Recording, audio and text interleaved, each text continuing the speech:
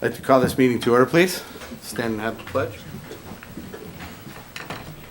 Pledge allegiance to the flag of the United States of America and to the republic for which it stands, one nation, under God, indivisible, with liberty and justice for all.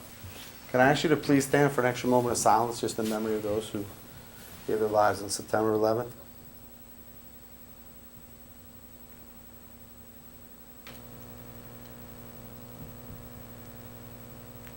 Thank you.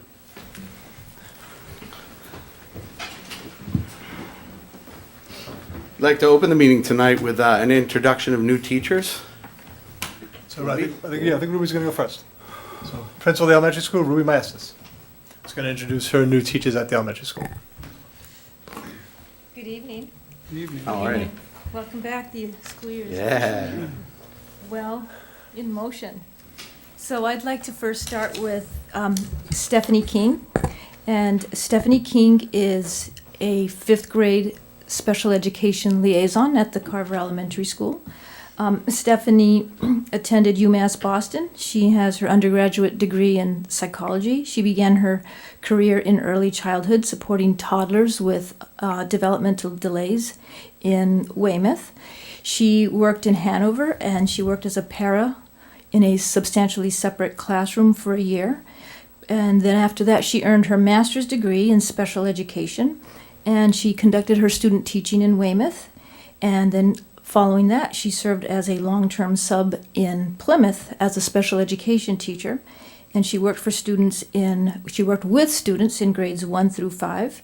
And then we were fortunate to hire her this past spring, and she started with us in August. So welcome, Stephanie. Come on up. Stephanie.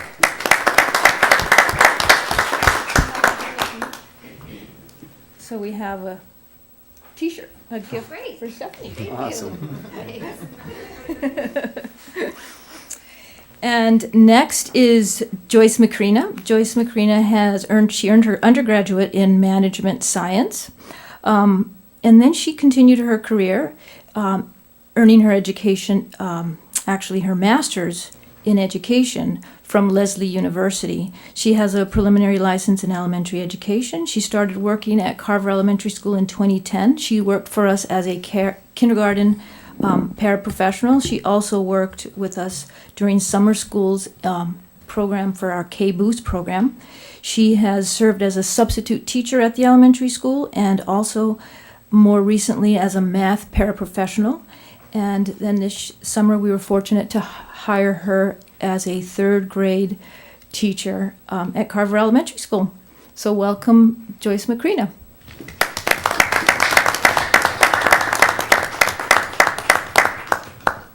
And this is for you, Carver Coyote t-shirt. Appreciate it. Thank you very much. Welcome. Thank you. And that's all for the elementary. Thank you, Ruby. You're welcome. So as Janelle comes up, as Principal Holly comes up from the middle high school, I'll just say that as we go through the interview process for new staff, I always say that Carver is a great place to work, and that Carver is a great place to work for really two reasons. And people who've been through the interview process with me have heard this many times, so it's a little repetitive for them, but maybe the audience hasn't heard it. And I tell them that Carver is a great place to work for two reasons. And those two reasons are, number one, we have great students, we have great kids, and our students will rise to the expectations that are set for them. And we're looking for staff that are going to come in and challenge our students to be the best they can be. And second, we have an outstanding staff that is dedicated to our students and also dedicated to each other, and will be really supportive of new teachers who come into the district. So I've enjoyed my time here in Carver, the 24 years, now my 25th year within the district as a teacher and an administrator. And it really is a great place to work because of the students and because of the other teachers. So I'm excited to have our new staff with us, and I think hopefully they'll find their experiences to be like mine in terms of working with the community of Carver. So with that, I'll welcome Principal Holly to introduce our middle high school staff who are here this evening. Good evening, everyone. Thank you so much for allowing us to take the time to introduce to you some of the most incredible teachers. It's really always, I think, the most difficult part of this position is to hire someone, because as you look at people's resumes, and you really want to make sure you're selecting the best individuals to make sure that our students have the best teachers before them. And I can say with confidence that we've been blessed to really have these people that I'm about to introduce to you this evening. So the first person I would like to introduce, several of them could not be here because they have other commitments to doing things in the community with students. Some serve as coaches. Some could not be here this evening, but it does not reflect on them not wanting to be here. So I just wanted to make sure that you guys all knew that as well moving forward. So I will start with the two who are present this evening. I first would like to start with Brian Witowski, who is here this evening, and he has a lot of work. I had the opportunity to go into his class this year, and he's shared with his students that anytime that they have any questions that relates to science or anything, they can go ahead and leave an index card.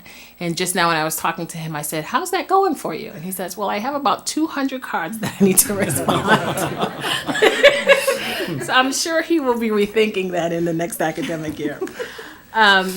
But getting to know who he is a dedicated professional who comes to us. He served as the director of apprentice and interns for the New Bedford Willing Museum in September through December. He worked there, and he always took on additional positions and roles within that opportunity. He then began to substitute teach, and that's when he really discovered that he had the passion to be in the classroom. When he initially started working at the New Bedford Willing Museum, he would get to have students come in and do tours, etc. But he found that the happiest part of his day was actually working with students, and he went back to school to ensure that he could continue to follow this passion. So he has been working with us for this academic year, and many of the teachers in the building have already shared how wonderful and how excited they can hear the laughter and excitement as the students walk into his room. So I'm truly blessed to have him in our staff, and I would like to welcome him.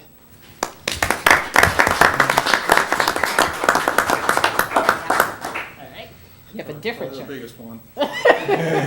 Congratulations. The second person I would like to introduce to you is someone who came to us towards the end of the summer. We found out that our foreign language teacher was going to be moving on for other endeavors, and we truly sent out a call to find the best person to come in. And Christine Chambers is here with us this evening.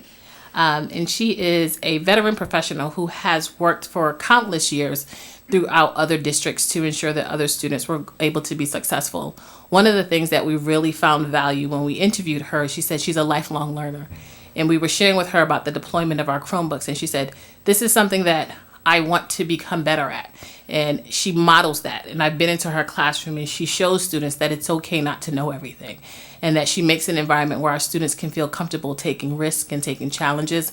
And as they learn about additional cultures through the foreign languages, I know that she will be the best fit to make sure that they feel comfortable, that they learn, and that they're ready for the world when they leave our doors. So, welcome.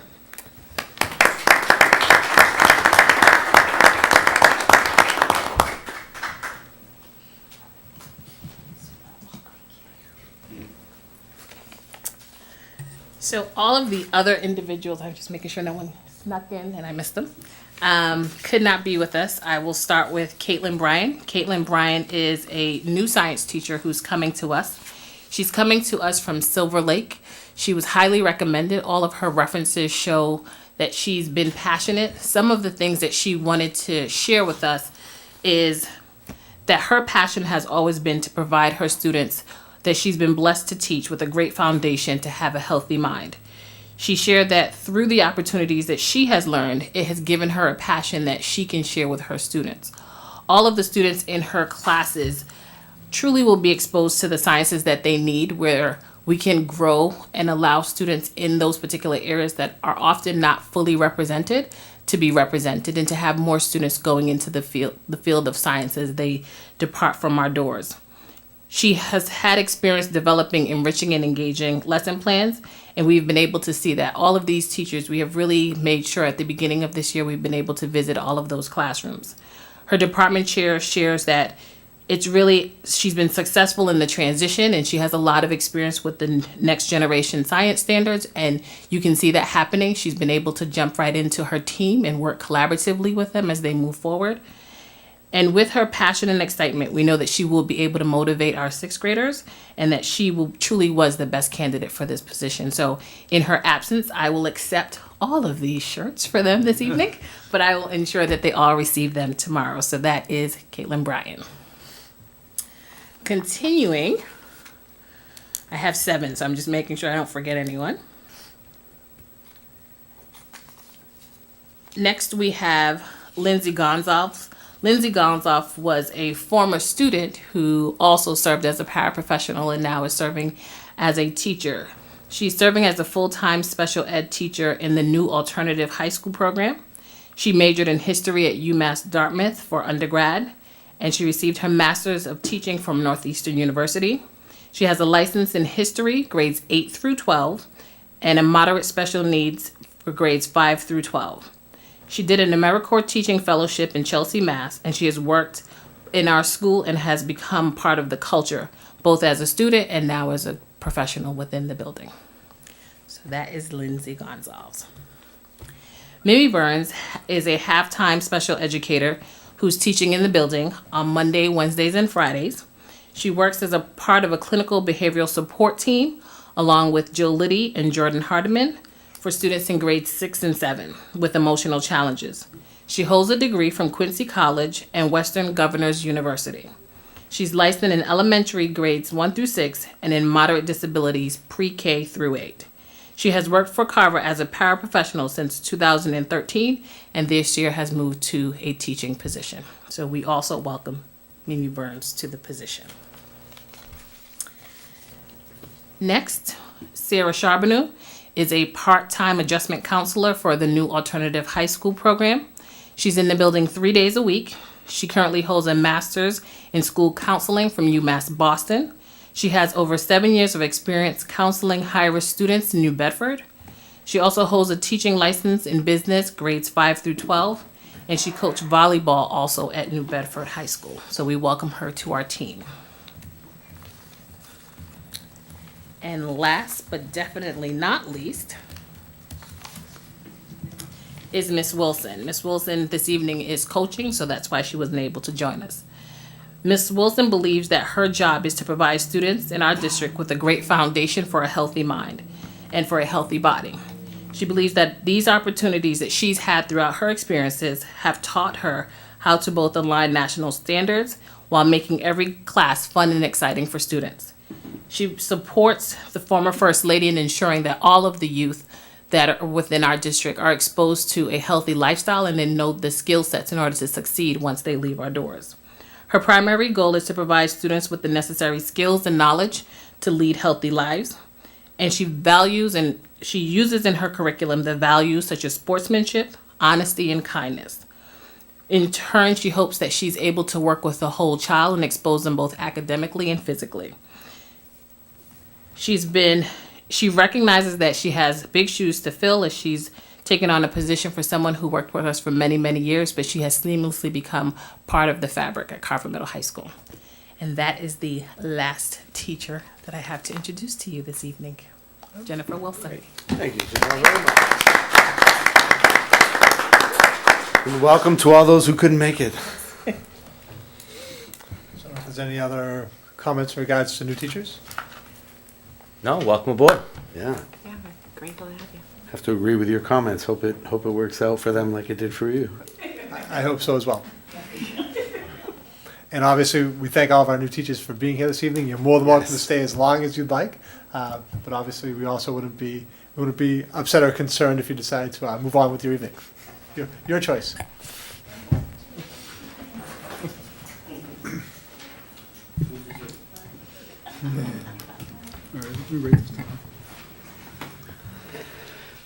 Yep, I agree. Yeah. So now we take comments from the general public. Hi, come on up. Just let us know who you are and I will. So, pardon my nervousness because I only decided to come here like 4 hours ago.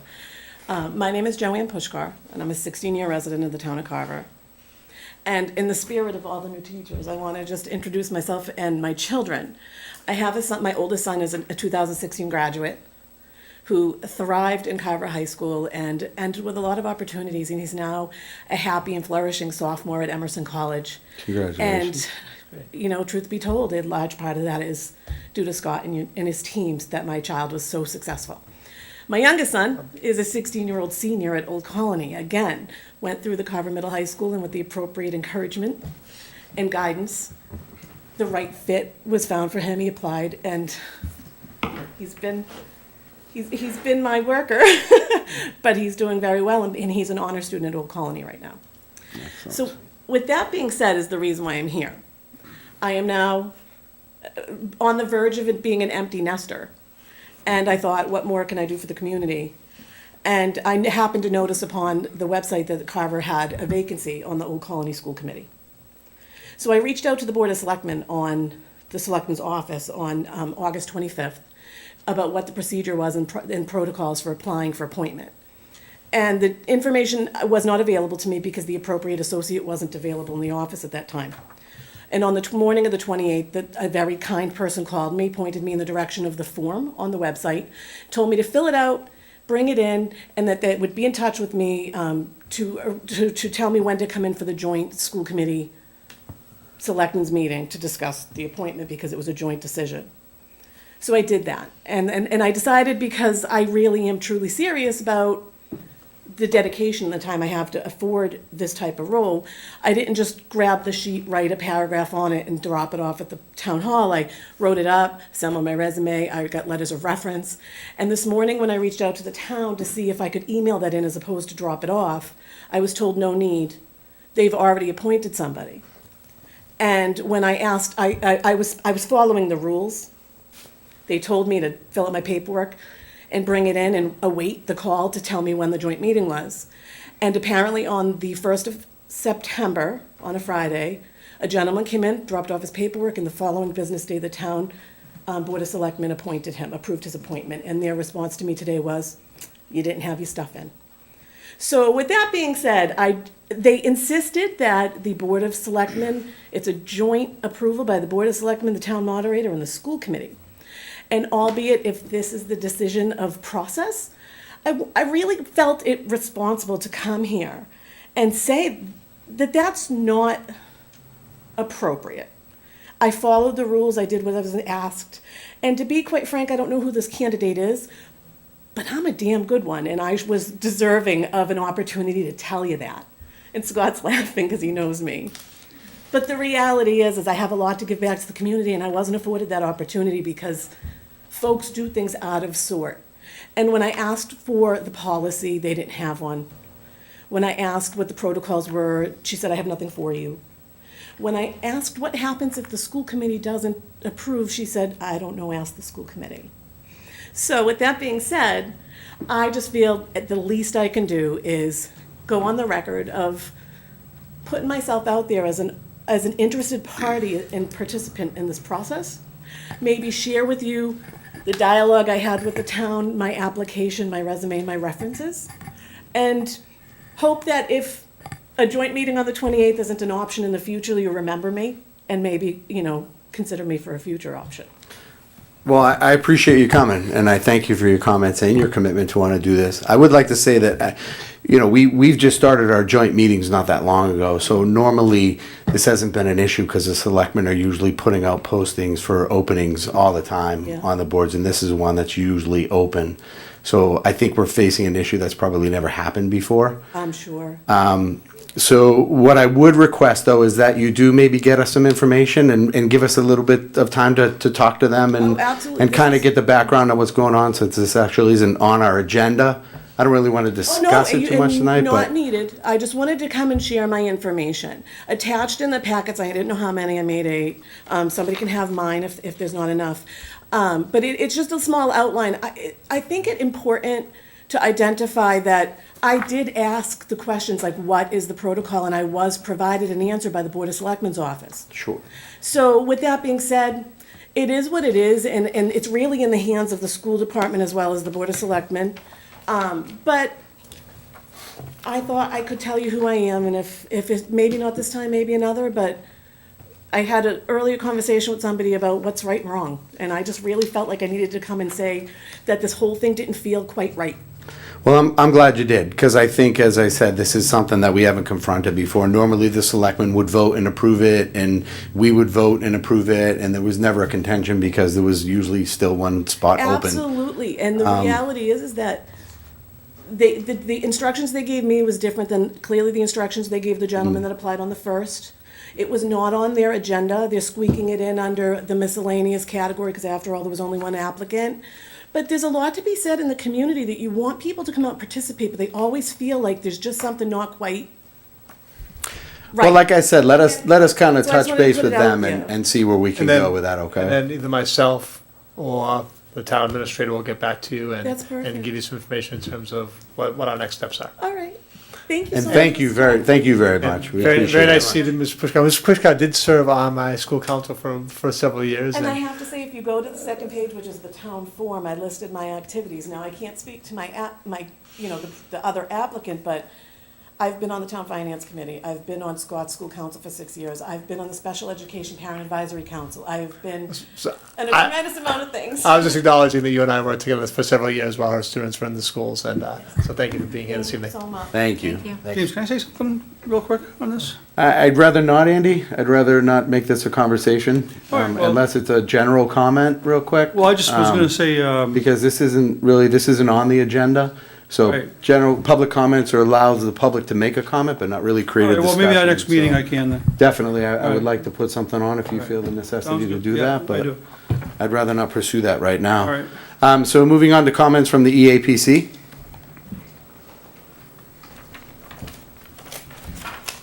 Good evening, everyone. Hi. It's nice to see you. I want to, I know Tom came last time to, say about the new year, but we've had a couple weeks starting the new year. I'd like to concur with what Scott said. I think our educators are so fortunate to have the children that we have, and they do rise above. And one of the things that I came from this afternoon was a department meeting talking to some incredible educators about, and our conversations were around the growth of our children. We talked about what our goals were last year and how it affected our children and what things that we want to work on for this coming year. There's just amazing things that happen every day. We are looking forward to, I know it's on the agenda, opening negotiations on behalf of the educators and the paraprofessionals. I'd like to say how we are dedicated and determined to do what's best for the children of Carver. And with that, I know last year we had talked about the fees for the activity fees across the elementary and middle high school, and I just wanted to put it out there that there has been some stir just this afternoon with a phone call out from some parents, and there also been teachers, even though we did hear the information, there's a difference between seeing something on paper and then actually seeing it being put forth. And so with, for example, I'm just talking my daughter who's a 7th grader now, we're talking about the drama club, and I mentioned the fees and she's like, well, Mom, then a couple of her friends won't be able to do this, she believes, because of the fee. And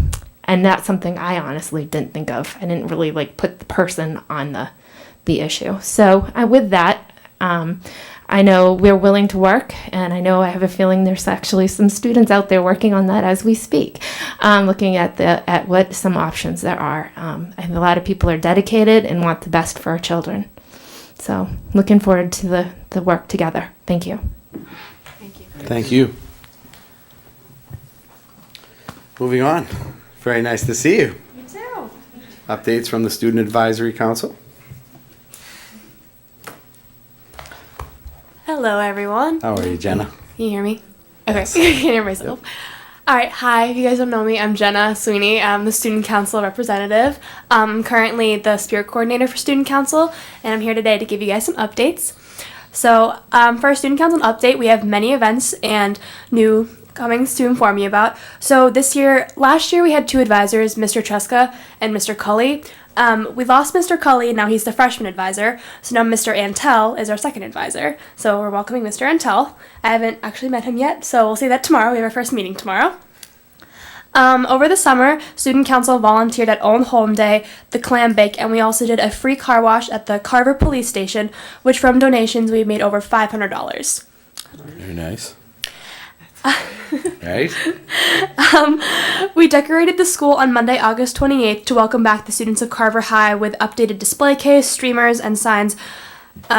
So like I was in charge of display case, and our theme this year is Student Council runs on leadership, like dunks, America runs on dunks. So we did that like kind of funny. So if you see that, I did all that, all the donuts and stuff.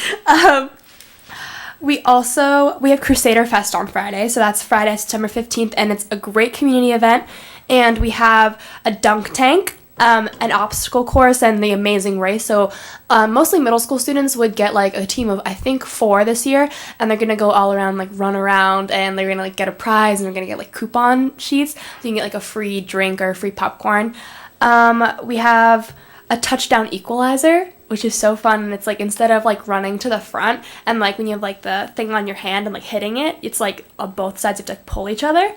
So we're updating that. We're doing a car smash. We're getting donations from Regal Cinemas. We're getting pumpkins to paint from Sawchuck Farm. We're gonna ask the PTO for cupcake decorating. Mamma Mia is giving us pizza. We have a football toss. Win a fish game, so it's like a little mini carnival, and we would love it if you all would come out. It's a great community event. Right after that, we have our first home football game, so it's a great way to get everyone to come see that and support our team. So please come and join us. And actually recently, Miss Holly, my best friend, we got the pep rally for the homecoming crew, so that's on October 20th. I think that's all I have. So I do think that Crusader Fest is a tremendous community event. It's become that way. So I want to thank the Student Council for always organizing that event. And then I just wanted the community to know that Jen and I have talked a little about her role on this board, because last year this was kind of a new concept for us in terms of including Jenna as part of the board. And we've had discussions about how we could better do that, better incorporate her. So what we've come to an agreement on is that her and I are going to meet a week prior to our meetings and look at how we can solicit information from Student Council on the various topics on the agenda. Now, obviously, there's some things on the agenda where it may not tie in specifically. For example, tonight my goals are on the agenda. Not that I don't want the school council to approve the student council to approve my goals, but I may not necessarily have Jenna make comments on my goals for the evening. But she did, as an example, when we get to naming of the school, I believe she put out a survey to students in terms of the naming of the new school. And so I'm going to try to work harder to incorporate the students' view and Jenna's opinion into our individual meetings. So I just wanted to give the committee an update on that as we go through that process. I also did have a quick question about the fees for clubs. So correct me if I'm wrong, but it's my understanding that like you can't get excused from the payment. Like I know with sports, it's like I think it's called Unipay, or you can get excused from the fees. But is it with clubs that you like can't? You have to pay the $50. As right now, it's a $50 fee for all students who are involved in a student club or activity. And they can't like get. Obviously, exempt from individuals it? can always come forward to the administration and give them considerations, but there's not an official policy in terms of waiving fees. But if there is a specific individual student circumstance, clearly those students can come forward to the administration and we can address those circumstances. As Scott said, there is no policy. It was a vote that we made. So our intent is in no way to discourage in any form. So if advocation and speaking up will help us figure out what needs to be done in the best possible way. When going back to, I know this wasn't on the agenda, but since Jen brought it up, I think we can address it a little bit, is that last year when we raised this fee, we have to remember that that was all part of a discussion in which we came up with $300,000 in either budget cuts or budget reductions or increasing revenue that was to offset the number of teachers we had to reduce.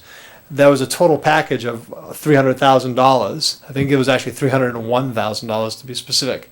And that fee for student activities was part of that package. It was a tough choice that the committee had to make at that time, but when we weighed out all the things we were doing, that's one of the choices that we made. But when we had that discussion at that time, there were a couple of sports that we eliminated. There were a couple of advisorships that we eliminated. And our basis for eliminating those coaching positions and those advisory positions were based on the concept of we didn't want to deny any student the ability to participate. So we eliminated a couple of student activities in which there had been a history of the student activity either really not existing. So, for example, Model UN hadn't existed in several years, and that was one of our cuts. We also, with sports teams, the same thing. We looked at, we hadn't had enough students to field the JV field hockey in many years, so we didn't have a JV field hockey coach this year. So our goal is we try to make those reductions to the best of the ability of not discouraging participation or eliminating participation. So that goal would still stand, but ultimately it becomes difficult in terms of, but we didn't establish a waiver policy. So at this time, there's no waiver for any individual club to have to pay the fee. And there's no specific waiver process for any individual to have to pay the fee. But we're saying if an individual, they believe it's going to discourage them, if it's believed that it's going to make it impossible for them to participate, we'd like them to bring their individual circumstances to the administration. I'd like to make a recommendation and maybe ask the rest of the committee what they think, but I know there has been a lot of talk about this, so since it really isn't on our agenda, possibly put it on the next month's agenda for a discussion if anybody would be willing to come in, because before we did all of this, we did request people to comment, but clearly there were a lot of people that didn't get that message. So if there is an issue now, we are a committee that's very welcome to listening to your concerns and complaints and trying to find the best possible solution. So We could clearly put this on the October agenda for discussion if point wanted to. and maybe open up a And- review of where those funds are going and how that's being applied and what's happening with all that. Absolutely. And the only other piece I'd add to that is in terms of the discussion that took place at the time, it was a pretty broad range of discussion that was occurring in terms of the number of positions we were looking at eliminating. And this is going to sound awful, but maybe that piece got lost in the detail a little bit, because in the larger picture it was a small piece. But it is something that was clearly discussed. There were questions asked about it by the committee at the time. The committee asked questions about it, what it meant to have an activities fee. We actually showed a comparison chart of every community within Massachusetts that has an activities fee. All that information was presented in our public meetings, I believe actually twice on 2 separate occasions. And but the again, Booster Club was here every yeah, time. but and the music boosters. But Yes. again, there was a lot of things going on. So I have no issue with bringing that forward on the October agenda. Any Great question, Jenna. Yeah. Great question. Everybody okay with that? Putting that on, That'd yeah? be great. Thank you. Thank you. I Thank you got very one more much. question real fast. Jenna, do you have Scott Neef signed on to get in that dunk tank on Friday? If you'd be willing, you wanna? Any of you, At really? this time, I am not signed up for the dunk tank on Friday. Thank you. Just for thought I'd throw it out Thank you there. for volunteering me though. If anyone would like Hey, to, I- we really want teachers. Or anybody, really. When you're I with don't know Carver. if it helps to say that I have been in the dunk tank before, and I've also been taped to the wall before. These are activities that I have. These are activities that I've done, sounds but that I've done as principal or assistant principal. I hope to see you all there at Crusader Fest. Oh, That's not what I heard. Almost sounded that way, didn't it? Member of the school committee. Sounded a little voluntary there, Andrew. I don't know, man. I don't think they're gonna want to dunk him that much, though, really. What's that, Saturday? Saturday. I'll be there Saturday. Yeah, Saturday at 2. Thank you again, Jen. Good pitch on the Crusader Fest too, by the way. Moving on to approval of minutes, I would take a motion for the regular minutes. I'll make a motion to approve the regular minutes from August 21st. Second. Motion made and seconded. Any questions or comments? All those in favor? I Aye. Aye. Abstain. I wasn't Unanimous, here. one abstention. Yeah. His abstaining was present. now I'll make a motion to approve the minutes. We're gonna hold off on that. Okay. We're gonna move on to communications. Yeah, so communications. Starting off with the Mass Associated of School Superintendents and Mass Associated of School Committees annual meeting is Wednesday, November 4th through Saturday, November 4th. This is open to all members of the committee if anybody's interested in attending. I have signed up and enrolled to go. You can go on multiple days or you can just go on one day. I gave you a very brief overview of the keynote speakers. Once I have more detailed information on each individual, there's all kinds of different workshops. As I have a list of the workshops, I'll provide that out to the committee too. If someone feels like they're interested in going, you can just let Anne Marie and I know, and we will register you for the contest, for the conference. I think the most interesting of the guest speakers is Bill Daggett, who's well known in terms of his leadership around technology and integrating technology in education. Interesting also from my perspective is the Boston Globe columnist Steve Buckley as kind of the keynote presenters at the presentation. But if anybody's interested in attending, just let me know. Thank you. And then our second communication is a letter from Tom Pinto inviting us to begin the negotiation process for our next school year. So just wanted to make the committee aware of that. And so we've accepted the letter, and we're going to start to move forward to schedule dates for our negotiation sessions. Looking forward. Reports from the superintendent. All right. First one, new hires. So we did have 2 new hires since the beginning of school. Marissa Elgart and Caroline Todd. They are returning to us as Title I math paras. These were positions, we're going back to last year's budget again. These were positions that were actually eliminated in last year's budget. But the Title I grant came in higher than we anticipated. When the committee voted the budget last year, we anticipated the Title I grant to come in at $142,400. The grant actually came in, we were notified in August that the grant is actually for $185,884. The Title I grant is earmarked money for the elementary school, and it's supposed to focus on supporting, providing additional supports to students. So obviously it's natural and made sense that the additional funding has allowed us to bring back 2 part-time math paras. These are part-time positions. Last year we had 4 part-time math paras, and we cut those positions as part of our budget reduction. This is going to allow us to provide additional math intervention support for struggling students in grades primarily K through 2, but really some support K through 5. And the paras will be working under the direction of our math coach, Jen Kelly. So it doesn't fully restore back what we had in place before, but it's going to allow Jen Kelly to have, or really to provide more student support. And this was a concern last year when we made this budget reduction. We talked about the concept of we were restructuring how we were doing our math intervention. We were eliminating the 4 math paras, creating the math coach position, and the math coach was going to take the lead in that intervention. That was going to be a tough job for one person to provide coaching to teachers and also intervention to students. So with the grant coming in at a higher level than anticipated, it made sense to us to try to rebuild that service to hopefully a level very similar to what it was offered at last year.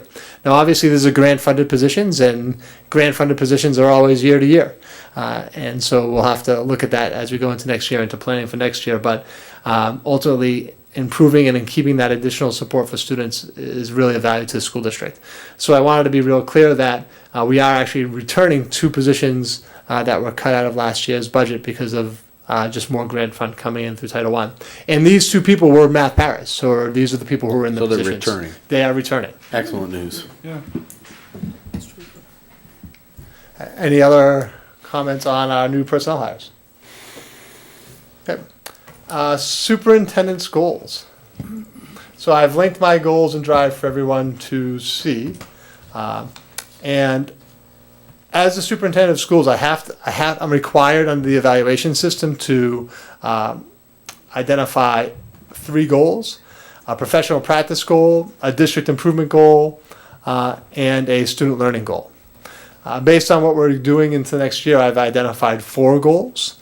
So I'm going to review those goals with you and be looking for a vote from the committee in support of these goals, which my evaluation for this year will be based upon. So and I'll read the goals to you. So the first professional practice goal, and this is actually a continuation a little bit from last year. In order to develop skills in strategy development, data analysis, and instructional leadership, I will complete the 2nd year of the new superintendent's induction program as measured by continued development and implementation of our district improvement plan called the Educational Blueprint. The superintendent's induction program, which is run in coordination by the Mass Association of School Superintendents and actually DESE, they run it together, there's a 3-year program. So one of my goals probably for each of those first 3 years will be my work within the program. And the program actually recommends that through the evaluation process, that be one of the superintendent's goals. A second goal, in order to ensure that meaningful progress is made on critical district and school goals, I will work with the principals and other district leaders through the education evaluation process. That is also a continuation of a goal from last year. And again, that is a recommendation through our group, from the new superintendent's group, is that we maintain our induction program goal and are working on the evaluation system. Because ultimately, a successful evaluation process within the district, the goal of that process is to improve everyone's performance.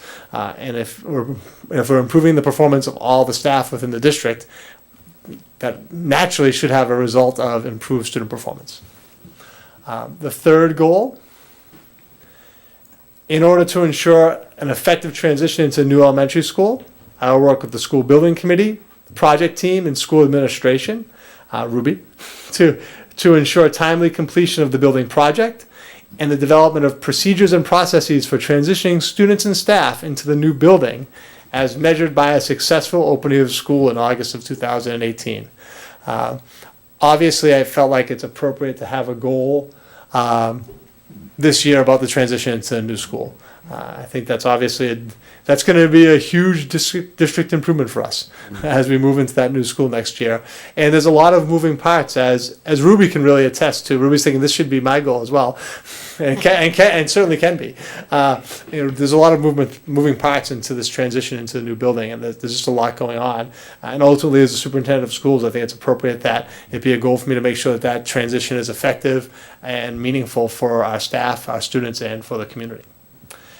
And then my final one, my student learning goal, in order to develop student self-awareness and self-management skills to improve academic outcomes, I will work with the administrative leadership team in supporting the implementation of programs to assist students' social emotional learning skills, as measured by programmatic evaluations and teacher professional development opportunities in social emotional learning. Social emotional learning has become a key concept within education. It's something actually we've talked about. We talked about it at our last meeting, and we've developed some new programs within the district to try to assist students who might be struggling with some social emotional issues. And I think that for me as a superintendent, to working with Karen Teichert, working with the district leadership, to make sure that these programs are really take ground and are successful in their first year to improve students' academic outcomes is an appropriate goal. So those are the 4 goals that I propose, and I'll take any questions or comments that people have at this time. I'll start off by making a motion to approve the goals of Superintendent Scott Neef for the 2017-18 school year. I'll second it. Motion made and seconded. Comments, questions, discussion?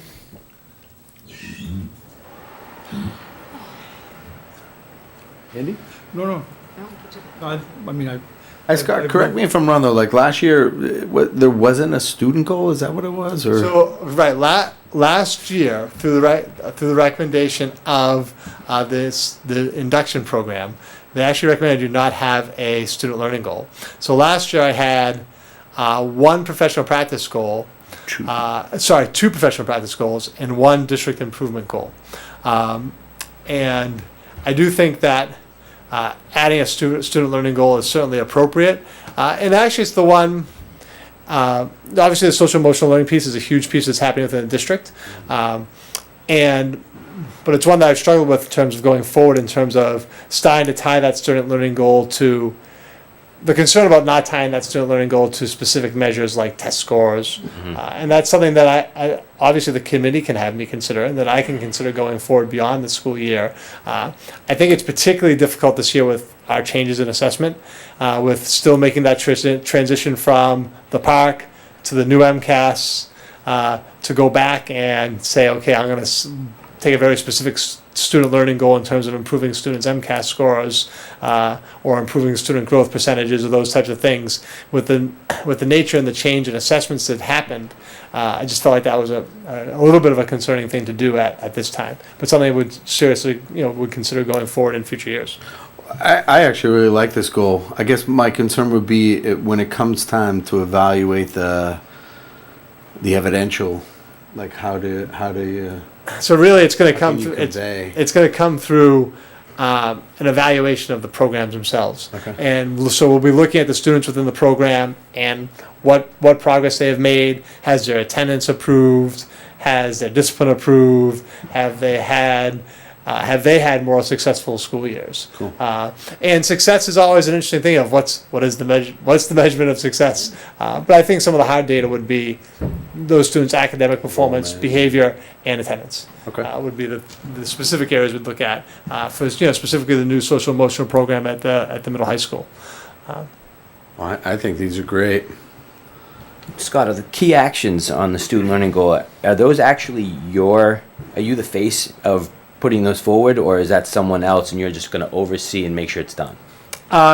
So most of these are me overseeing and someone else doing the work. So working through others, except for maybe the programmatic evaluation is something that I could do in conjunction with Ms. Hawley and Ms. Tykert. And these are also things we're talking about at a district level. So enhancement of the PBIS model throughout the district. PBIS is the Positive Behavioral Intervention Supports. It's a program we've had in place for many years, but it's something actually at our alt team level we've been talking about what can we do to improve PBIS throughout the district.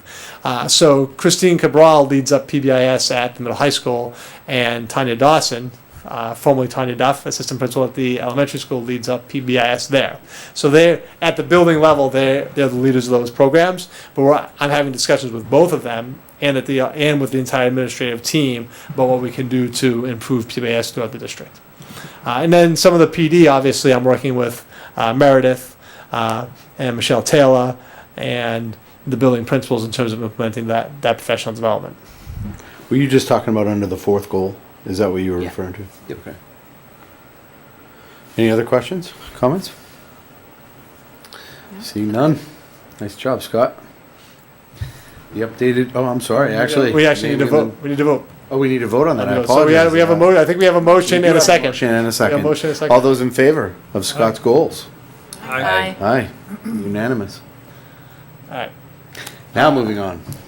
Naming of the new school building. Survey results. After our August meeting, I created a survey for the naming of the school. The survey and results are linked in the Drive folder, and people saw those. I originally sent the survey out as a link in Jupiter Grades, Twitter, and on the school building Facebook page.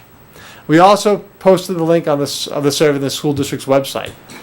The survey was copied, so I want to be upfront on this. The survey was definitely copied by other people to a range of social media websites, and some of the results were somewhat corrupted. I do believe we can glean some information from the survey and have a discussion around the naming of the school.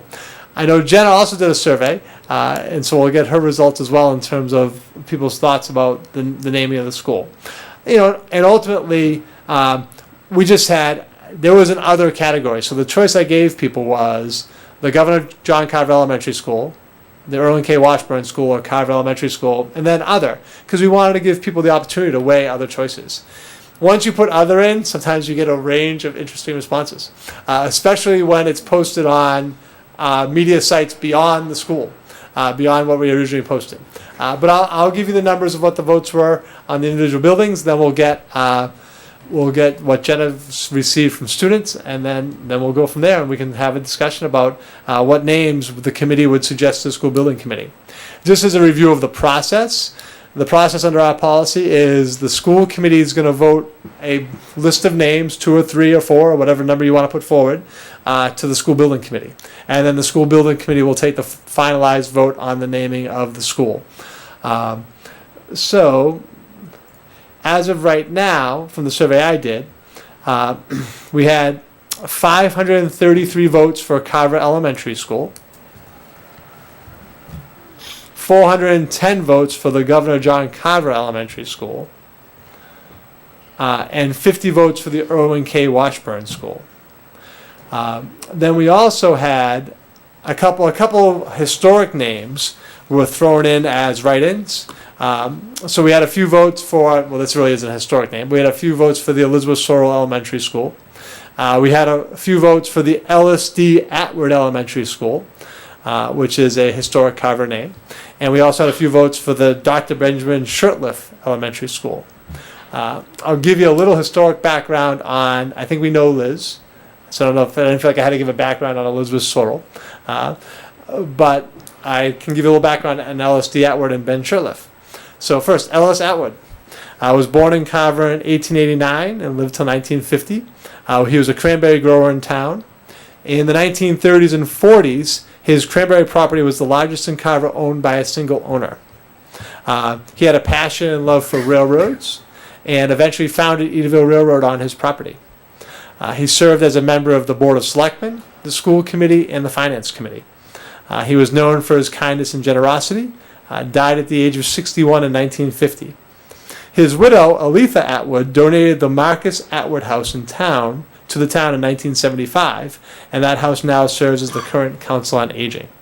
I do want to give some credit to Bill Harriman. Bill Harriman serves on the Technical Review Committee for the school building with myself and Michael Malinowski and John Delapscoli and Dave Siendorf, and he was very interested in doing some of the research, so he did some of this research for me, so I want to give Bill credit for some of his research in terms of the historic names.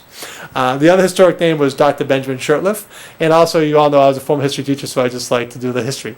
Dr. Benjamin Shurtleff was born in Carver in 1821 and actually died in California in 1911 at the age of 90. He grew up in Carver and studied medicine at Harvard University and became a doctor. At the age of 28, he moved to California in 1849. In California, he was a doctor for 62 years, and he also served as the mayor of Napa, California for many years. In 1908, Dr. Shurtleff donated 8 acres of the original Shurtleff farm to the town of Carver in the memory of his brother, George Shurtleff. That is the current location of Shurtleff Park. So I just felt like I knew that Dr. Benjamin Shurtleff, I knew Ellis Atwood were historic Carver names that often come up. There were some members of the community who put those names forward as possible names of the school. So I wanted to give them due reference and give a little historical background on those names which have a tie within the Carver community. Jenna, what did your survey results come up with? So when I went on the agenda, I noticed that there were other names. So I wanted to confirm, like you told me to just go between. Thank you. To go between Carver Elementary School and Governor John Carver. Yeah. But then I noticed that there were other names, so I didn't know if you were changing it from the time that we had talked. So I was wondering, because I know that the next meeting is when we're actually going to vote on it, correct? Am I wrong? The school building committee votes on it. So I was going to do that, to vote this meeting to confirm that these were the names of if there's other possibilities. I didn't want to get a bunch of a bunch of results to have people say, well, I saw Elizabeth So Sorrell. maybe I could have communicated that more clearly, because the reason I went with Governor John Carver and Carver Elementary School for the student survey was because really those are the two highest vote getters. So when you look at the naming survey, and I know there's actually been a lot of discussion about this within the community on various social media sites, so it seems pretty clear that people are interested in either Carver Elementary School or the Governor John Carver Elementary School. As an example, Carver Elementary School had 533 votes and Governor John Carver had 410 votes. So I know I had put these other couple names in, but ultimately they only had a few responses.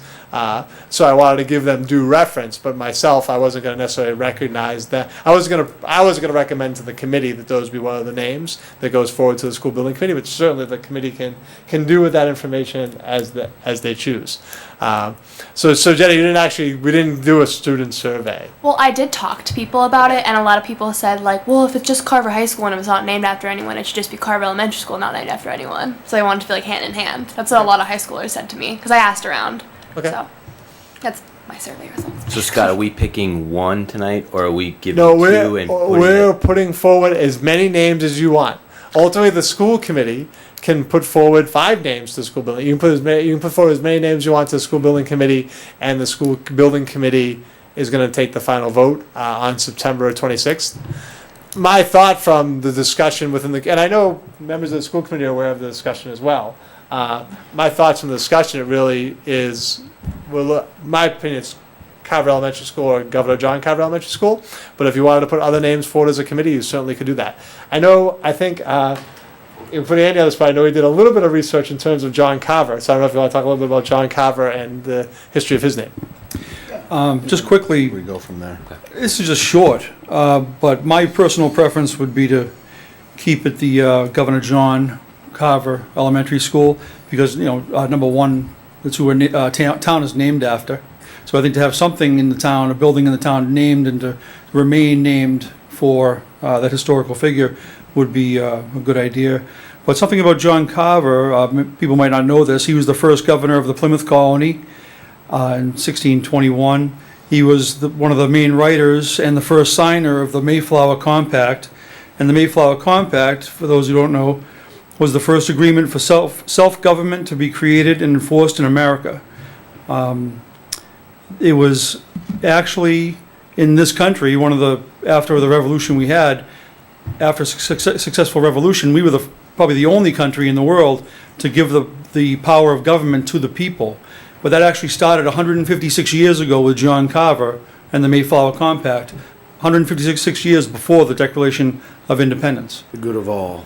So, yes, so that's a little on John Carver. But it's hard to find stuff out there about him. So I don't know if we need a motion first, and then we can. We should go to probably take a discussion. motion and then see where we go from there. I'll make a motion to recommend the names Carver Elementary School and Governor John Carver Elementary School to the school building committee for the next meeting. Second. Motion made and seconded. Input? Personally, I think the public spoke slightly in favor of the Carver Elementary School. I see no problem with that, so I would go forward with Carver Elementary School.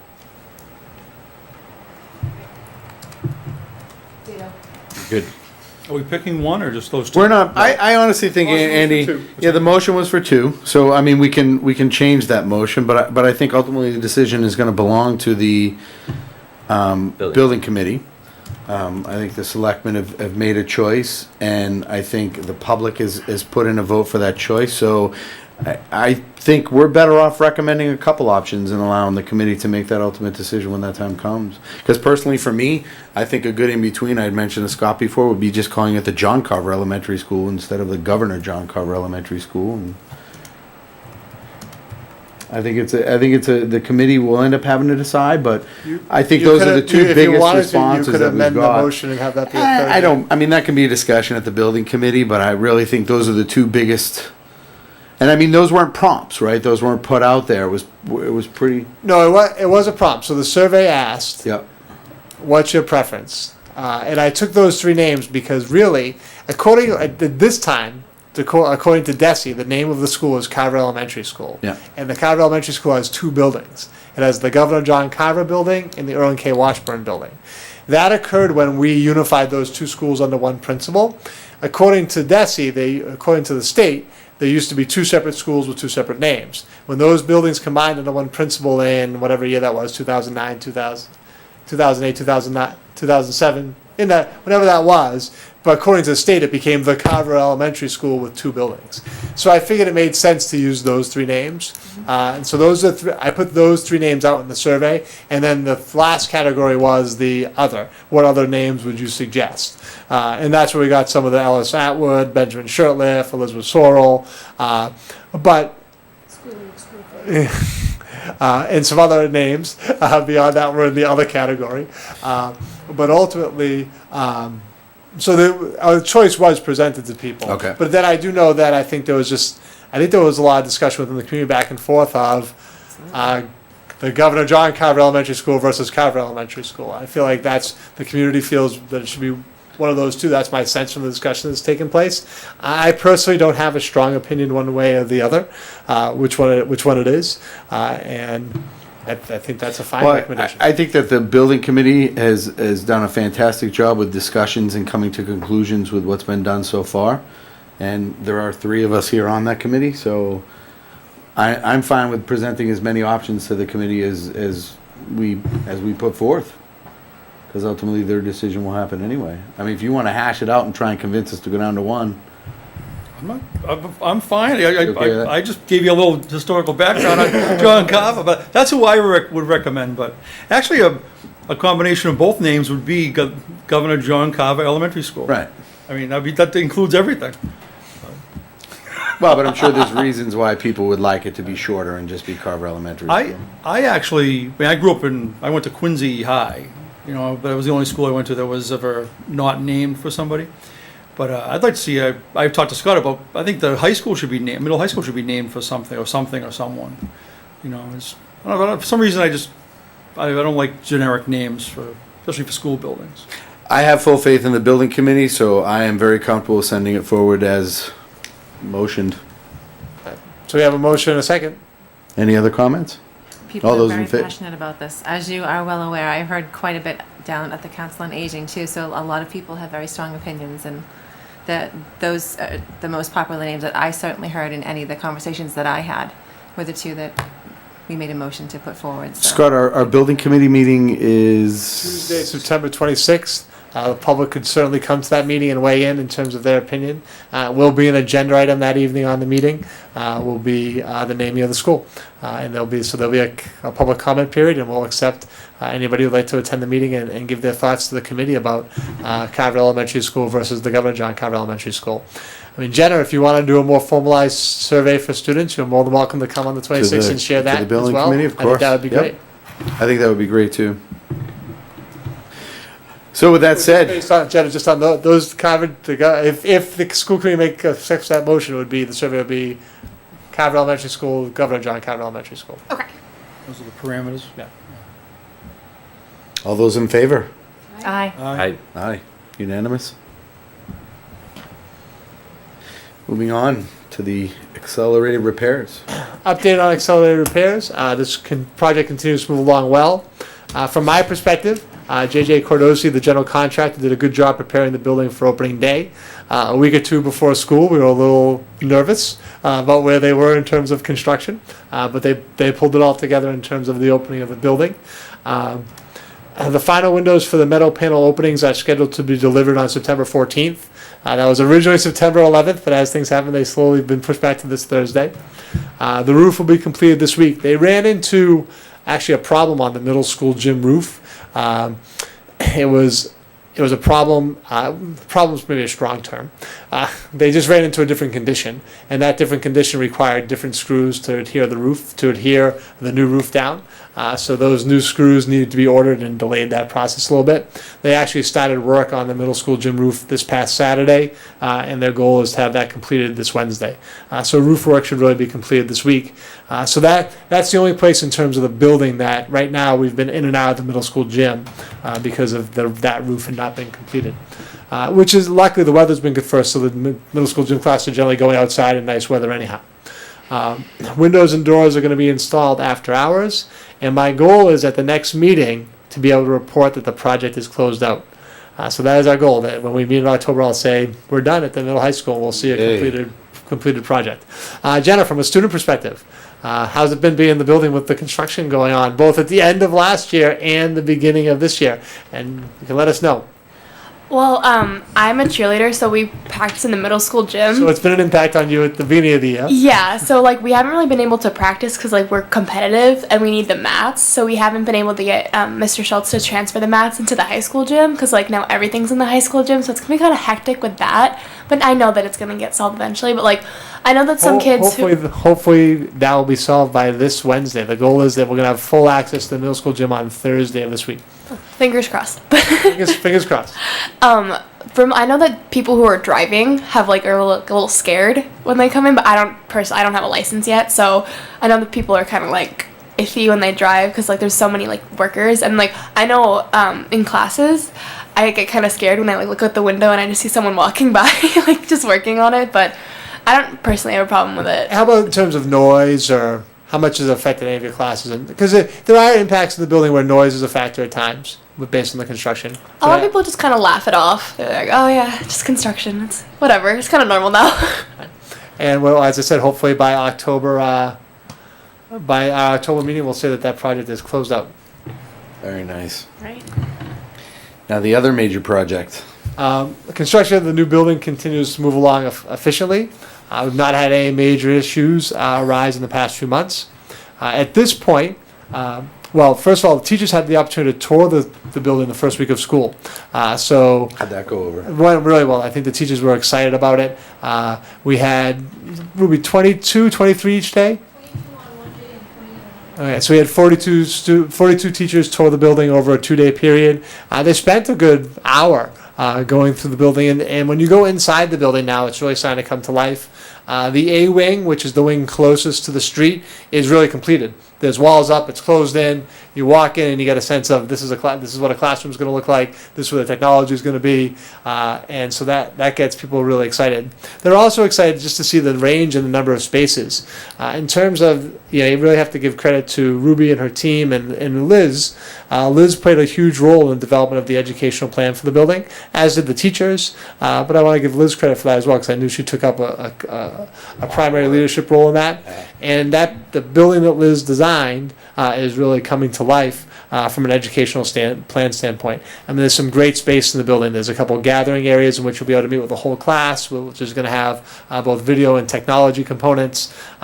There's just some really great spaces and unique spaces in which we can really use flexible grouping, really move students around, and really differentiate instruction based on space. Obviously, there's a lot of ways to differentiate instruction. One way is through the use of space. And I think the building's been designed in a very flexible way that's going to give teachers a lot of opportunities to use the space that's been afforded. So, and you see, as I said, as teachers go through the building, they're seeing that come to life, so they're excited about that. So Scott, I know the building committee has had an opportunity to go through there. Would there be any opportunity maybe for the school committee to get through to see the building? If you would like me to set up a tour of the building, I will do that. If anyone's interested at all? Sure. I missed the last one, so that'd be And we could probably do. I think we could do is it's starting to get dark now. The reality it's dark by 6:30, 6:45 now. But I could probably arrange something for a 5 or 5:30. I don't know if that's doable for members of the committee. I know Andy, it might be a little tough for you, but I could probably do a 5 or 5:30 and give us an hour through the building before it gets dark. How long? I see the one thing you didn't talk about was that mock classroom. Oh, I can go into that. Yeah. So beyond that, at this time, I want to just give you an update, a flavor of what we're really doing at this time. And at this time, we're doing two things. We're in the process of finalizing our IT purchases and our furniture and equipment budget. So right now, there's some pictures up on the board. I just took 3 today. I went into the classroom. It's not really set up as a classroom, but it's just all the furniture, proposed furniture. So the teachers are able to go into the building, and one of the former kindergarten classrooms has some the proposed ideas for furniture from. I think there's 3 pictures. Yeah. So from chairs to types of student desks to type of teacher desks to podiums, some of the technology components are in there. There's a document camera, which Meredith was just showing us. There's a smart board in the back of that picture that Meredith just had up. Sorry, Meredith. There's a short throw projector, so that all of our LCD projectors are going to be called what are called short throw projectors. So they're not going to be throwing on whiteboards like that, but they just wanted to give you a show of what the projector looked like. That's the question I got today when I was in there. You're like, she's like, is that the whiteboard? Yeah, is it gonna be this one? I'm like, no. No, we're just trying to show you what it can do. So in a classroom, we've set up some of the technology and some of the furnishings, and the teachers are going to be given the opportunity over the next 2 weeks to go in there, take a look at it, give their thoughts and recommendations on which types of group tables they like better, which chairs do they like better, those types of things. So at this point, we're getting teacher feedback, and then we're trying to finalize those procurements. None of these things are set in stone yet, so nothing's been purchased yet. But we're in the process of finalizing our decisions on what we're going to purchase in terms of technology and in terms of furnishings. So I think it's great to give that opportunity to teachers to go in and take a look at that. It says there'll be a Chromebook cart. Is that going to be a portable cart, or is it so something I thought was in the wall? For each classroom, students in grades 3 through 5, there's going to be a Chromebook cart. The cart can live in the wall, but it's portable. It's portable, yeah. But it's gonna have it can get put away and plugged in and powered up in the wall, and all the electricity that's needed, that type of thing, is there within the wall. So even that sense, when you go into the classroom, every classroom has a sink. So when you go into the room, you can see this is what they call the teaching wall with the short throw projector, smart boards, whiteboards, Then there's another wall that has a sink, cabinetry, the place for the Chromebook cart. So it's all designed with the idea of what we're bringing into the classroom. And you can see that type of stuff taking life. The other discussion we're having is in terms of teachers, laptops versus desktops. We've gotten teacher feedback on that as well, and teachers have pretty overwhelmingly showed an interest in having a laptop over a desktop.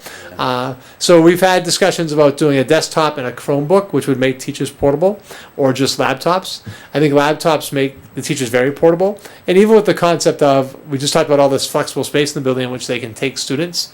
In all those spaces, they're going to be able to connect their laptop to the projection screen that's there, that anything that's there. And I think it's going to bring a lot of flexibility. And then also, the reality is they can take it home. So if they have a laptop that's their computer that they can take home, that's a little more flexible too. So I think those are all good things. So right now but again, that hasn't been finalized yet as well either. We're in the process of discussing all these things, getting feedback from teachers, having some meetings with teachers, administrators, and making those decisions. So that right now, from a school perspective, that's kind of the focus of our work. That's what Ruby and I are involved in terms of the building project over the next 4 to 6 weeks. Can I just ask a question? Absolutely. Is all of that expense already built into the existing budget? Yes. Okay, that was what I thought, but some members of the community were asking me questions over the weekend about that. And I just wanted to put that out there. There's a furniture and equipment budget. There's a technology budget. They're actually both based on $1,200 per student. Okay. This is going to be discussed at the building committee as well.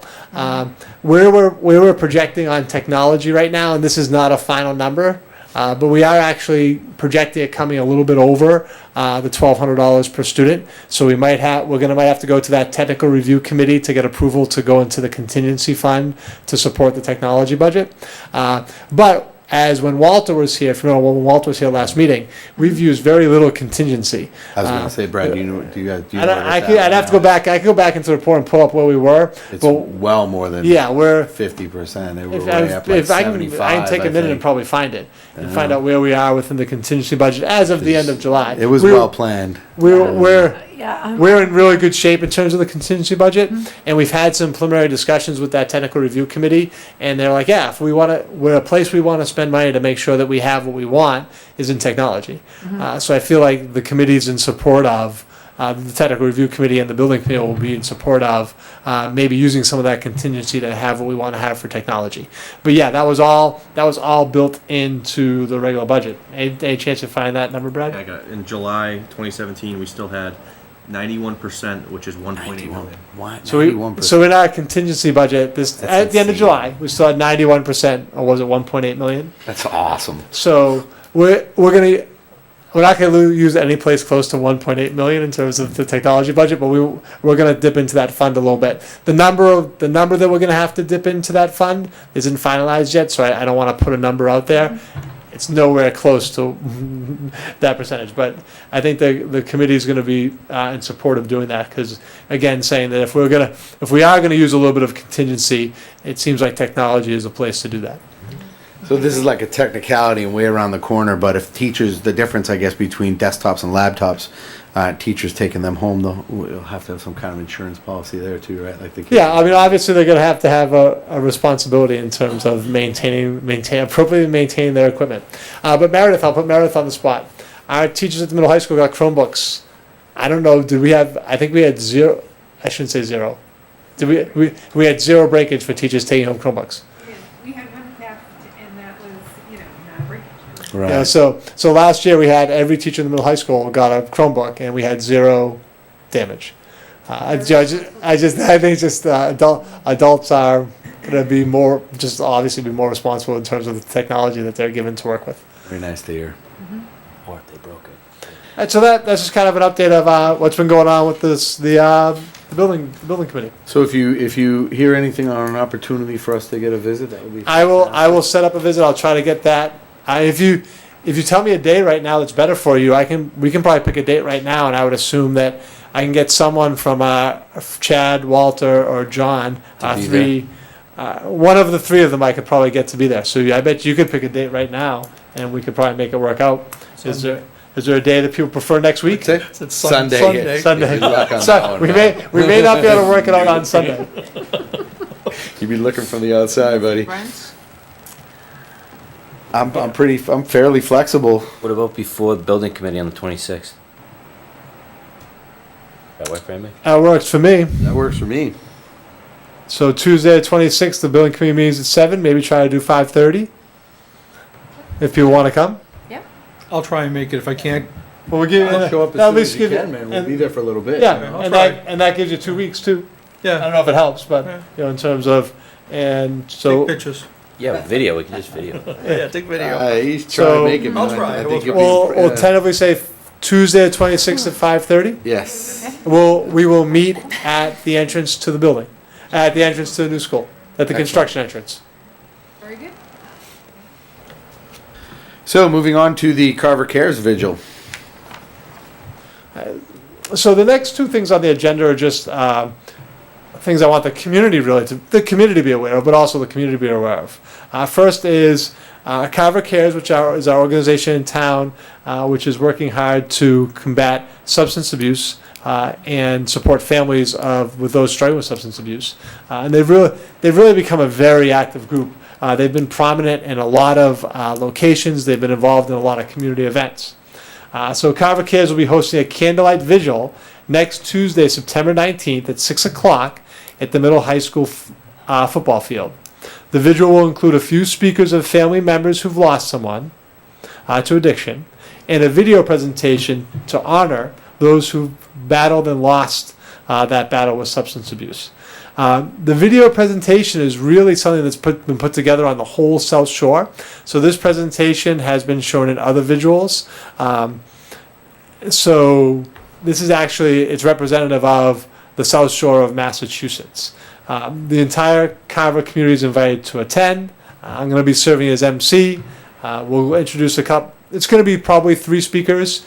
There's actually going to be a choir that's going to be performing, and then we'll light the candles and watch the video presentation.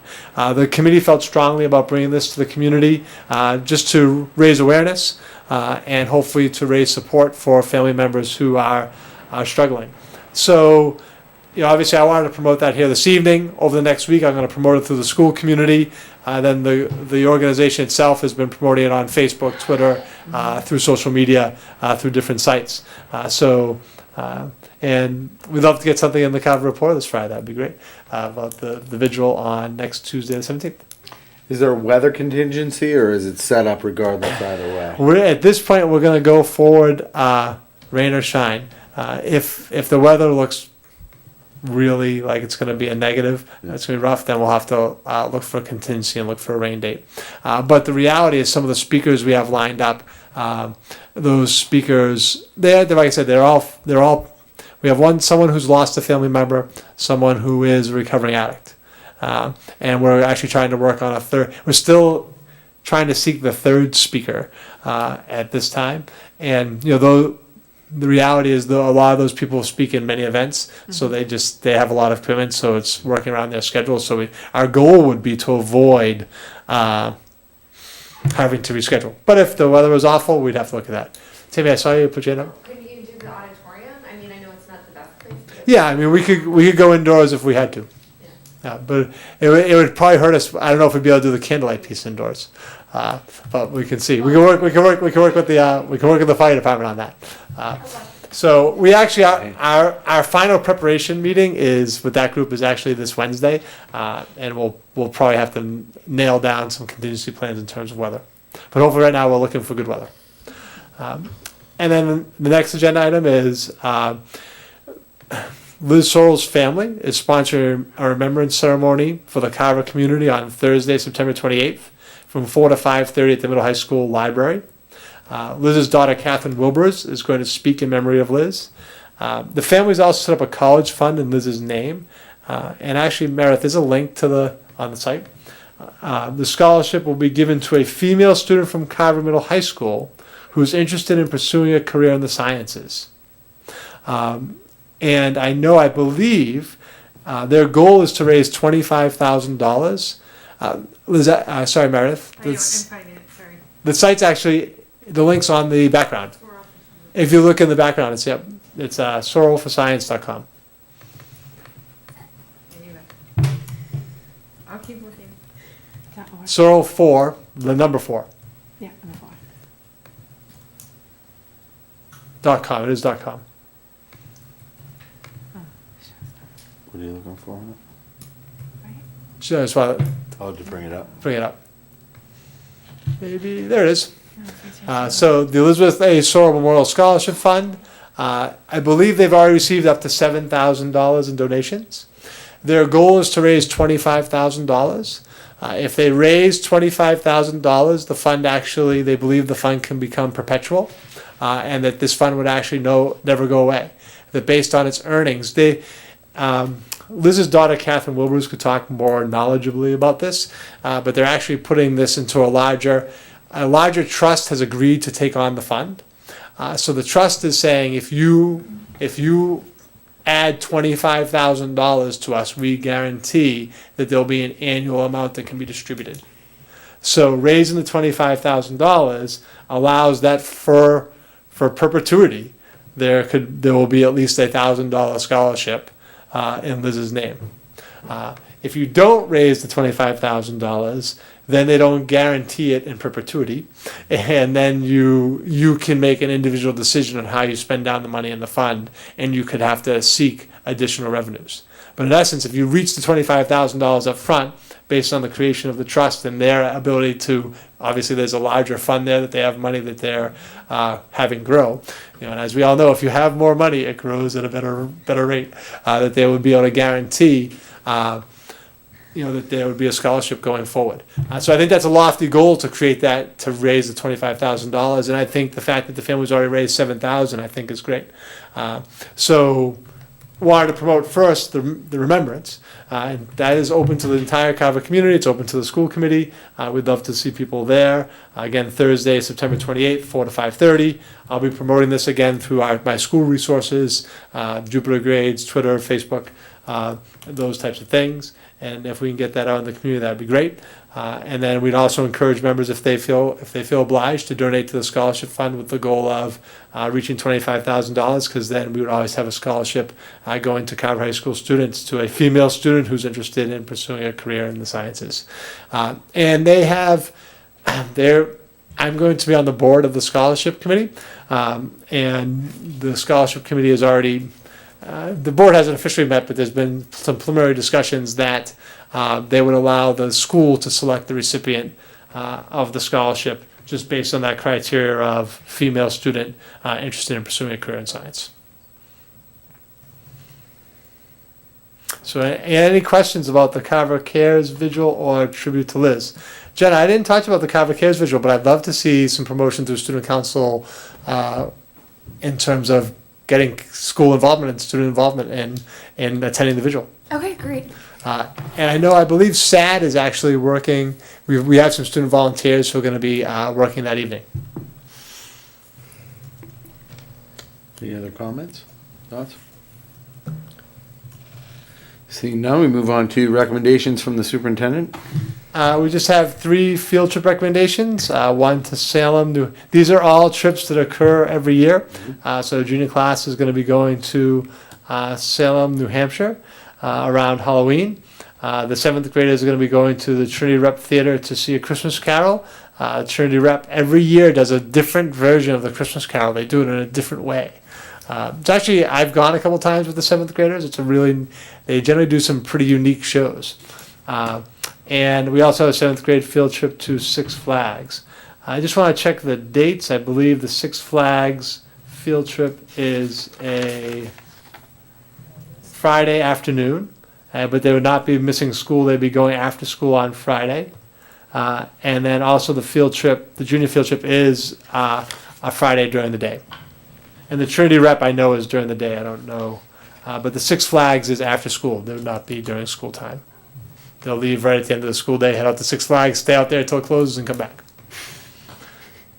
Everybody's like, wow, that sounds like a great trip. I want to do it for the 7th grade. 3 to 1, it says. I guess I would accept the motion. Can I put them all together? Bundle? Yeah, you can bundle them all together. Yep. I'd like to make a motion to approve the field trips for grade 11, grade 7, and grade 7. I'll second. Motion made and seconded. Questions, comments? All those in favor? Aye. Aye. Unanimous? Reports from the school committee. Stephanie, please. I was gonna say something in the beginning, but we kind of had a congested start, so I'd love to hear. No worries. Yeah. This past Saturday, I went skydiving. I had a fundraising campaign for a agency, a nonprofit out of Plymouth called Hydria for Heroes. And through the generous support of many people in Carver and beyond, I was able to personally raise $1,155, which Hydria for Heroes will give out to veterans in southeastern Massachusetts. So there was a total of 10 skydivers on Saturday, and all of us managed to raise $20,000 this year, which was double what they raised last year. So it was great. It was my first time skydiving, and it was something I always wanted to do. So when I read an article about it, I immediately signed up. And I'm so glad that I did. I met some amazing people, had an amazing experience. It was very peaceful, so much fun. And I signed up to do it next year.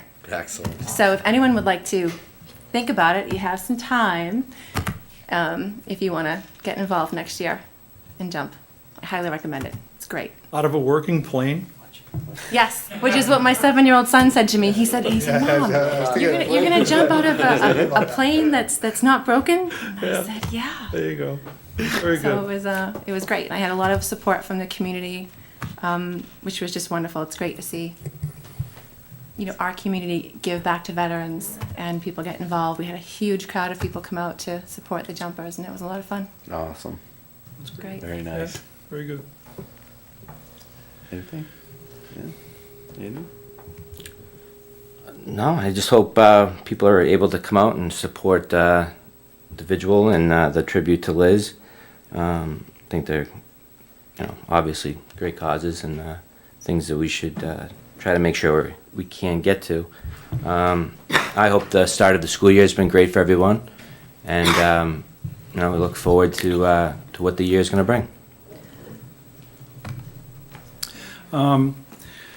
Well, I'd like everyone to, we know today's September 11th. As James observed in the beginning of our meeting, like everyone to keep all the victims of those attacks in 2001 and in 2012 on the same date, in their thoughts and prayers, and all their families, and to keep praying for the first responders that are still suffering from rushing into the buildings there in New York with all the dust they had to breathe in. Locally, I just wanted to make a little announcement as well. My wife and I are going to be putting on our second annual Fill It Up Carver food drive for the food pantry, which is the Shane Gives Thanks food pantry now. That's going to be on October 15th, the day before our next meeting. And that'll be from 12 to 4 over here at Shirtlift Park. If anybody wants to come down and see us and bring some non-perishable food items, we'll be taking all your donations. And also to my committee members, again, if you'd like to come and hang out with me and meet the public, you're all welcome to come, and I'll have 2 booths and tables and chairs set up. So I'm trying to get people, again, from the officials from the town to come out and do a little guest star spot so that people can come out and talk to them. But that's it. Thank you. Awesome, man. That was great last year. It was. A lot It of was turnout fun. last year. Yeah, it was. Community really came out strong. We really came out strong last Yeah. year. It was fantastic. And the food pantry, Shane Gives Thanks pantry, this year, we filled up pickup truck fulls all the way to the top with donations. They're gonna bring their trailer over to the park, so we can just load the trailer. So it'll be, so hopefully we can fill the whole thing, plus the pickup trucks. It was a fun time, too. Very nice. Oh, can I say one more thing on that? Sure can, buddy. They're also a nonprofit, a 501c3, so we will also be taking monetary donations in their name, and if you want, you can get a receipt for taxes. The Shane Gives Thanks. Shane Gives Thanks, yeah. Food pantry. And since you brought up Shane Gives Thanks, just Christopher McColgan actually reached out to me today just to say that the Shane Gives Thanks program member Payton's Backpacks. So this year actually we have 42 students enrolled in that program. So there are 42 students in the district who, on a Friday afternoon, are getting a backpack to support them over the weekend, That's sort of minimal. which is great and not so great. Right. Obviously that there are 42 students who need that assistance. And I'm sure there's more than 42 students who need that assistance, but it's great that the efforts they're taking to do that. Well, all those, the food items go to the pantry, will go to that too, and, and all the food drives, like Stephanie, you did one, not long ago, right? Yeah, Shaw's. Yeah, that's great. So I'd like to make three kind of quick points, and kind of to your point, Andy, I did mention something earlier, but I get the privilege every year of talking now to a generation of kids who weren't even alive during 9/11 and trying to make sure they understand the importance of that event. And it's funny because a lot of the conversation ends up talking about it's not really actually the event or the act, but it's how you respond to it and what this nation does when it faces tragedies like that and how well we came together to do that. And it's important that those generations now that are coming through, this is something that, not that they make history books anymore because it's all online, but not something that tends to make it into an eventful history in a lot of discussion. So it's something that we don't want to forget because it is rare to this country and we live in a very privileged place where things like that aren't a daily occurrence. But to promote that those first responders and those people who run into the danger instead of running away like everyone else is a powerful thing to give to kids, and hopefully they'll never forget. With that, I'd also like to keep in mind all those in Florida, although much lighter than it was supposed to be, all those families that are displaced and affected by what's going on, and those that have lost some, to keep them in our thoughts and prayers. And the last piece I would do is, just because this has been a busy night with that, I just want to recap. 9:15 is the Crusader Fest. 9:19 is the Candlelight Vigil. 9:26, we are going to tour the new elementary school, possibly. And have the school building committee. And the school building committee. 9/28 is the event from Liz's daughter at the middle high school library. Correct, 4 to 5:30. And homecoming on October 20th. And also joint school committee meeting, Board of Selectmen on the 28th, on November 28th. Yep. So lots of things going on. So with that said, I will accept a motion to... I will make a motion to move to executive session to conduct a strategy session in preparation for negotiation, collective bargaining with union personnel, not to return to regular session. Second. Needs to be a roll call vote. Yep. All those in favor? I rule. Yes? Aye. Aye. Aye. Aye. Thank you very much. Meeting is adjourned. Thank you, everyone.